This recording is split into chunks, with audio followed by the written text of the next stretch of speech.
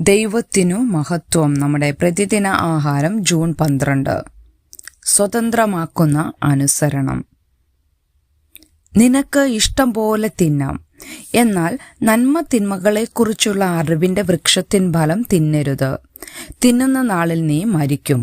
ഉൽപ്പത്തി പുസ്തകം 2-ാം അധ്യായം 16-17 വാക്യങ്ങൾ. കൗമാരക്കാരിയുടെ മുഖത്തെ ഭാവം പരിഭ്രമവും ലജ്ജയും പ്രതിഫലിപ്പിച്ചു.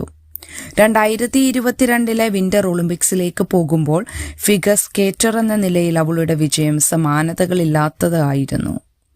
ചാമ്പ്യൻഷിപ്പുകളുടെ ഒരു നിര അവളെ ഒരു സ്വർണ്ണ മെഡൽ നേടാനുള്ള ഒരു മികച്ച ഫോമിലാക്കിയിരുന്നു. എന്നാൽ പിന്നീട് ഒരു പരിശോധനാഫലം അവളുടെ സിസ്റ്റത്തിൽ നിരോധിത പദാർത്ഥം കണ്ടെത്തി. പ്രതീക്ഷകളുടെയും അപലപനങ്ങളുടെയും അപാരമായ ഭാരം അവളുടെ മേൽ അടിച്ചേൽപ്പിക്കപ്പെട്ടതിനാൽ ഫ്രീ സ്കേറ്റ് പ്രോഗ്രാമിനിടെ അവൾ 1-ലധികം തവണ വീണു. വിജയികളുടെ പ്ലാറ്റ്ഫോമിൽ അവൾ നിന്നില്ല.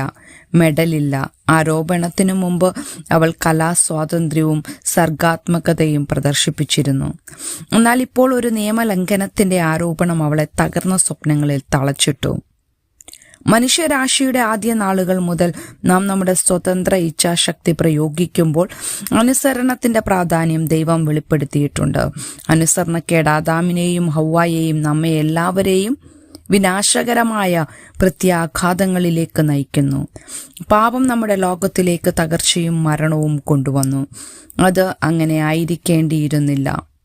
തോട്ടത്തിലെ സകല വൃക്ഷങ്ങളുടെയും ഫലം നിനക്കിഷ്ടം പോലെ തിന്നാം, ഒരെണ്ണം ഒഴികെ എന്ന് ദൈവം 2 പേരോടും പറഞ്ഞിരുന്നു.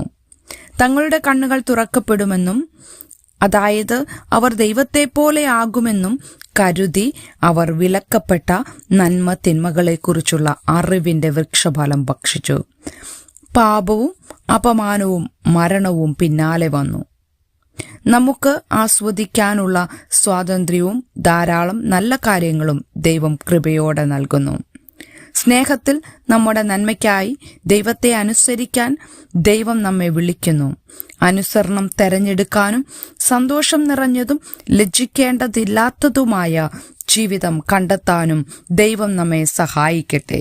ചിന്തിക്കുക, ലോകം സ്വാതന്ത്ര്യത്തെ എങ്ങനെയാണ് കാണുന്നത്?